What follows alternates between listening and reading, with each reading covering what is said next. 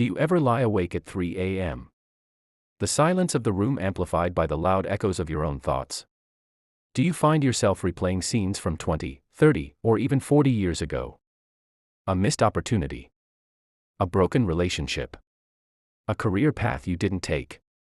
Most of us carry a heavy invisible rucksack filled with the stones of what if. We tell ourselves that if we had only made a different choice back then, our lives would be perfect now. This weight is what we call regret. And if you are over the age of 45, this weight often starts to feel unbearable. You look in the mirror and see the lines of time. And a terrifying thought creeps in: is it too late for me? Today, we are going to burn that rucksack. 2,000 years ago, the most powerful man in the world, the Roman Emperor Marcus Aurelius, and a man born into slavery, Epictetus, faced the same shadows you do. They discovered a psychological fortress, a way of thinking that renders regret powerless. In this video, we aren't just discussing philosophy. We are performing surgery on your past. By the end of this session, you will understand why your past cannot hurt you unless you give it the sword. And why, according to the Stoics, it is, mathematically and spiritually, impossible for it to be too late. If you're ready to reclaim your peace, let's begin. To defeat regret, we must first understand what it is. To a Stoic, regret is a form of insanity. Why? Because it is the desire to change the unchangeable.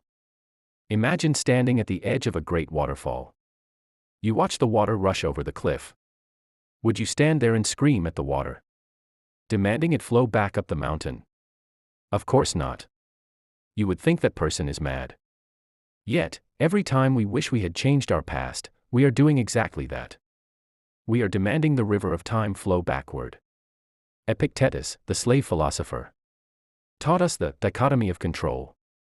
He said our primary task in life is to categorize things into two piles: what is up to us, and what is not. Your past, every mistake, every failure, every lost love, is now firmly in the category of things not up to us. It is as much a part of the external world as the weather or the rotation of the planets. By grieving over it, you are wasting the only thing you do control, your present judgment. The Stoics believe that virtue is the only good.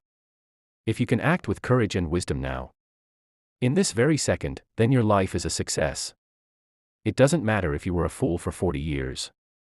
If you are wise in the 41st year, you have won. The clock resets every time you breathe.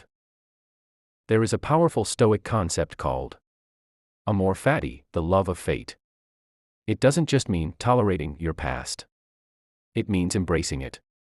Marcus Aurelius wrote in his private journals, which we now know as meditations, that a blazing fire makes flame and brightness out of everything that is thrown into it.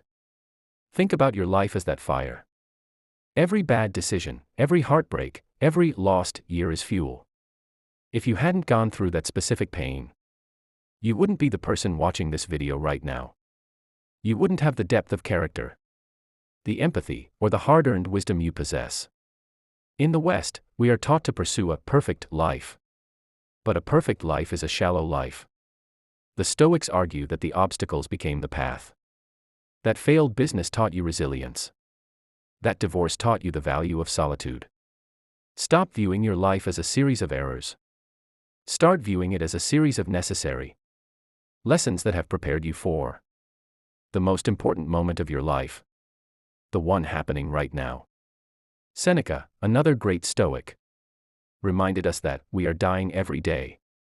Every hour that has passed belongs to death already. You cannot get it back.